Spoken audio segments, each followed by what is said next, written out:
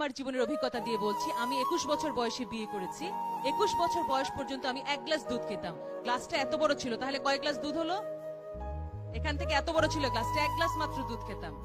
3 glass হয়ে গেল না? 2 গ্লাস বা 3 গ্লাস হলো, এত বড় একটা মগ।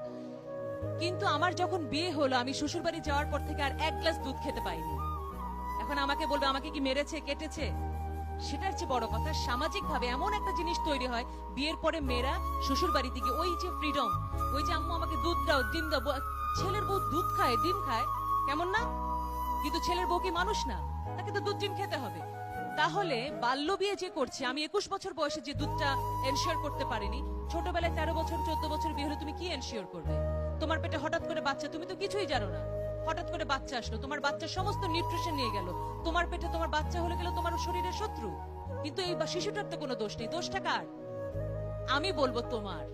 তোমাকে শুধু বুঝতে হবে মা, যে আমি 18 বছরের আগে বিয়ে করব না, একটু বুঝেছো?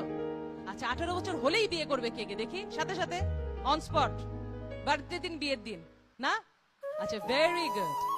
18 কারণ তোমাদেরকে নর্থ সাউথ যেতে হবে, বিয়ে করে ফেললে কিন্তু আবার কি বলবে যে তোমার স্কলারশিপ ক্যান্সেল হয়ে যাবে।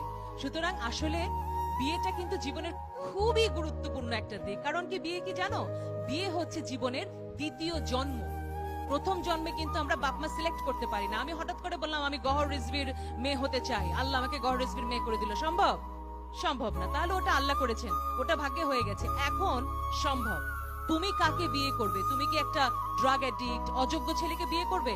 তোমার সন্তান হবে একেবারে রুগ্ন, এবং তোমার সোসাইটিতে কোনো অ্যাকসেপ্টেন্স থাকবে না, সবকিছু নষ্ট হয়ে যাবে। অথচ মেয়েরা কি করে? রকে বসে থাকে এক ড্রাগ অ্যাডিক্ট ছেলে দেখে, আহারে, তাই না? অমুকের জন্য আহারে, অনেক মায়া লাগে।